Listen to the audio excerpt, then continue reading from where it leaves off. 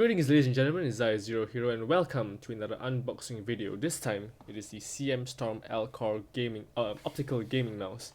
This mouse isn't exactly new. I think it's almost a year and a half plus since it just came out. About maybe June or July last year, I think, of 2014. And it may be surprising for me to get this mouse because originally I wanted something like a SteelSeries Rival 100, but here in Japan, surprisingly, the Rival 100 is really expensive, and this one I found a good deal. This Alcor is about 4,800 yen, I think, which is actually cheaper than the CM Storm Zornet, which is supposed to be cheaper than Alcor, and the SteelSeries Rival, the cheapest I could find is around 6,600 yen. So this one is pretty cheap, and in other countries, where like in US, I think this is about I don't know, $40 I think. And I think when you compare it with other mice around the same price range, this wouldn't be your first choice, but somehow in Japan this is kind of cheap. I'm not sure why, which is why I got it. And besides, it has the shape of the Razer Death Adder. So I'm a pretty big fan of the Death Adder shape. I've never used Death Adder personally, but when I tried it on, I like the shape. It's just that I know people don't really like the build quality of Razer mice, and I'm not really sure about the build quality of Razer mice myself, which is why I end up with this. And besides, Death Adder is kind of expensive too here. So anyway, this unboxing is gonna be pretty interesting because I've been looking forward to this mouse. I kind of ordered it just 2 days ago and I got it immediately. So thumbs up to the ordering. I did order this from, there's a website called Kakaku. It's a Japanese website where you can look through like electronic products. So maybe I'll put the link below, or maybe I'll just put the Amazon link below if you guys are interested in that. So anyway, just a brief tour around the box. It says here Samsung Alcor with 4,000 DPIs. Where is it over here? 4,000 DPIs, and a bunch of Japanese words, which I can't read. Okay, let's see. Made in China, and alright, so just behind the box here. Let's see. It says super long live Japanese Omron switches, on the fly DPI adjustment with 4 levels of DPI of up to 4,000. Different LED colors, right? So you get 4 LED colors for each DPI level that you change. So white, green, blue, and red. And they only change based on the DPI level that you want, and you can't customize this, nor can you customize your DPI into any steps you like. It's like increment of 400, I think. Anyway, I'll get back to that later, but here it says, what I'm trying to say is that once you've chosen a DPI that you like, it's not like you can go switching around to another light, like you want 800 DPI with the red light or with the green light. Doesn't work that way. It's just 1 DPI per light. So sucks if you want to like just cycle between lights but you don't change your DPI. That's not going to happen. High precision Avago 390 optical sensor. Gotta love optical sensors. And a high impact encoder wheel for precise scrolling. Yay, so it's got that going for it, which is nice. And what I was saying about DPI just now is that this thing, you can't customize the DPI steps. And the interesting thing is that if you look around reviews around for the mice a couple of months back, it says that people, the 4 steps is like from 800 DPI to 1,000, no, not 1,000, 800, maybe 1,006, 3,002, and 4,000, something like that. But the interesting thing is, even though this mice does not rely on custom CM Storm software or anything like the Logitech G or the Razer Synapse or anything like that, but I'm just gonna have a quick look at the CM Storm website. It actually says that there are several firmwares for this mouse. And I found that if I were to download, there's actually a firmware just for FPS version, and there's one for like RTS or MMO version. I think this is pretty new. They updated it after it got launched. So a lot of the reviews that came out when this mouse was just released does not cover this. But actually, it seems like there are several firmware versions. So if you want to use this for an FPS game, they have a DPI of 400, 800, 1600, and 2000. With a lift-off distance of less than 1.7 millimeters. I like a lesser lift-off distance, of course. Not sure if there's anyone who prefers higher. There's probably a use for it, but I prefer lower lift-off distance. And that's for FPS. So, but if you want to go for the RTS or MMO version, its DPI is 400, 800, 2000, and 4000 with the same lift-off distance. And it has here that the original firmware version, which is probably the one which people reviewed when they just got this mice, is 800, 1600, 3200, and 4000 DPIs with a lift-off distance of less than 4.4 millimeters, which is Yeah, that's quite a lot. I've heard of many complaints about the lift off distance, but apparently it has been improved through software update, and that's apparently true by looking at the firmware page. So I just got to download the FPS firmware version, and I should be good to go. So whatever gripes people had in the past should not apply to me right now for buying this mouse after a year and a half since it launched. So alright, let's have a look. I think they allow like a sneak preview as well. Okay, is it Velcro or is it tape? Oh, okay, it's Velcro. There it is. Let's see, let's have a quick feel. So it's kind of like the Death Adder, or but a little bit smaller. Yeah, it's kind of lower than the Death Adder, but it's kind of there. Okay, let's cut this thing open. I didn't ready my knife like the last time. So okay, let's see. Stickers are here. It's kind of easy. Okay. Oh. Alright, so it's pretty straightforward.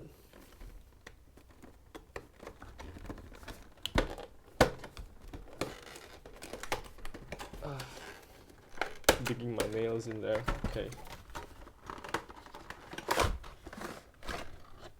I'm not exactly sure this mouse is trying to cater to those palm grip or claw grip. It's really highly dependent on your hand size, which kind of applies for any mouse actually. But in particular, this one, there are some people who say that it's good for palm grip.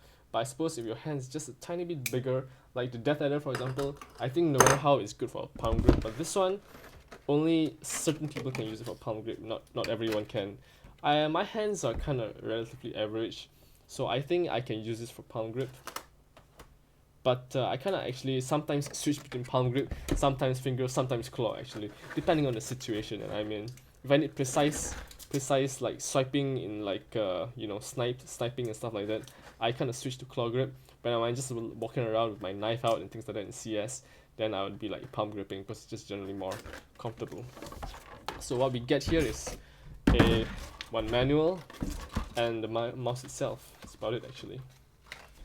So let's remove all this, get the rest of the junk out of the way. Nothing else, right? Yeah, okay. Let's take a look at the manual first. Get this one out of the way. Nice clear view of the mouse. Okay, let's see. Well, nobody reads the manual for a mouse, right? But I'm just gonna quickly look through it. It has an onboard memory, a polling rate of 1000 Hz, 1 millisecond. That's nice. It weighs about 120 grams. There's no customizable weight. Maximum tracking. Oh, okay. So, see the sticker there. No wonder it's really rough on my mouse pad. Oh, that is much smoother than my G502. Maybe because it's lighter. I don't know. But it does definitely feel smoother on this Cougar Control mousepad, which I just did an unboxing of, by the way. Alright, so warranty, blah blah blah. Well, it comes with default 2 years warranty actually, so that's nice. So it sensors an Avago 3090 optical sensor. That feels really nice actually. I'm liking it already. Okay, the dimensions, if you guys really want to know, it's 60.4 by 40.2 by 124.8 millimeters. And that's basically it actually, because there's no like software required for you to like customize the exact scroll wheel and lighting and customizable all the buttons, nothing like that. So it's not complex. It's a relatively simple mouse. And let's see, gold-plated USB tip, non-braided cable, which is well, I guess braided would be nicer, but it's not a deal breaker for me to not have a braided cable. It's no big deal, it's just probably cooler. You know, people say about friction and stuff, but it's not that bad. Cable feels really, really long though. Yeah, oops, mic just fell over, sorry. Okay, yeah, the cable feels really long, so that's nice. A long cable is always good. Let's see. I'm kind of annoyed a little bit by the fact that the feeds are really small, just at the four corners here. I would appreciate if it's just like one pad top and one pad the bottom, and like optimize the space for a better like drag or friction, lesser friction or something like that. But as long as it doesn't peel out and it lasts the lifetime of the mouse, that's fine, I guess. Hopefully it won't peel out. Seems fine. Okay, so one thing I find lacking that most people do not do during their mouse unboxings or reviews is the sound test. And I don't know about you guys, but I feel that's kind of important. So I'm going to do a little bit of sound test here. I'm going to bring my mic up close to my mouse. Yeah, this is my mic, by the way. And let's have a little sound test.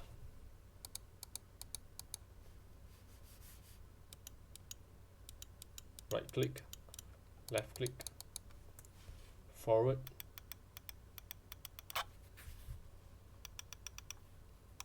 back button, nice and clicky, scroll wheel,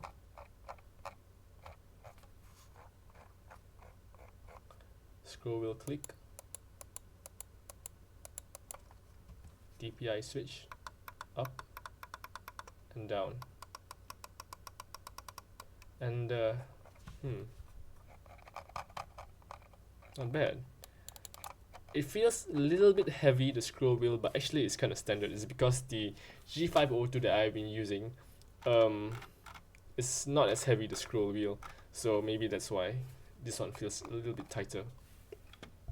No fancy feature like toggle between free scroll and clicky scroll, anything like that, because this one is nowhere near the price of a G502. Oops, remove my mic. So that's it for the sound test. There's a lot of people who, when they use mice for FPS, they do not use the forward and backward button, but I use them quite a lot actually for the, in this case, smoke grenade and flash grenade, and other stuff as well. So I use it quite a lot. This is essential for me. It's kind of a must-have for a gaming mice. So stuff like the Abyssus or the, I think, Steel Street's Kinzu, even though they're cheap, it's a no-go for me because they do not have the side buttons. So just have a quick test. That feels quite nice actually. I'm able to palm grip it, though as you can see, the ring finger with the pinky finger kind of sticks together, but at least there's some ergonomics for this mouse because it is shaped for the right hand. I mean, if you want to compare it with I know I'm just comparing with the G502, but it's kind of the only other mouse I have right now. There is actually more space at the right side compared to the G502. The G502 is just kind of flat the right side. So talking about the way how the finger slopes at the right side, this might actually be more comfortable. Yeah, but this is a little bit of a size comparison. G502 is obviously fatter than the SteelSeries Alcor, but it doesn't feel that different actually. This one is taller than this as well, but just slightly. This isn't exactly a very tall or big mouse either. So this is a very simple mouse, nothing much. You know what? Maybe I'll just plug it in just to have a look see at the lights. Why not, right? Yes. Okay, so let the driver install. There you have it. I'm not sure which level of by default it should be the one with the really high lift-off distance. Let's see. Yeah, it has a really high lift-off distance. I'm gonna have to change the firmware. And right now it's the white light, lowest DPI, so it should be 800 DPIs, I think. Yeah. And then you press up, it changes to a red light. Press up again, changes to a green light. Sorry for my poor webcam quality, but it is a green light, even though it might look kind of bluish, I don't know. And the last one is actually blue. That looks quite nice actually. I will most probably be sticking with either 400 or 800 DPI, so I won't be able to see the blue or the green that much, which is kind of a bummer. This looks very much like a Razer mouse actually. And the blue light looks very much like an old Razer mouse when they used to use like blue for their logos and stuff. Now it's always green. Red looks pretty badass too. White is kind of the boring one. But light, I didn't buy mice for lighting. I buy it for gaming, I don't care about those chroma and stuff like that. And so far, it feels nice in the hand, and that's the most important. The buttons are nice and clicky, and that's really important. And I'll be testing it out, using this for a few weeks before probably publishing a review video for this mouse. But like I said, I don't really have much time, so we'll see about that. So okay guys, I guess that's all I have to say for the unboxing of this mouse at the moment. And most probably I'll get back to you guys on the review in maybe a couple of weeks to a month, hopefully. Alright. So anyway, guys, feel free to like, dislike, comment, and subscribe to this channel. I'll see you all in the next video.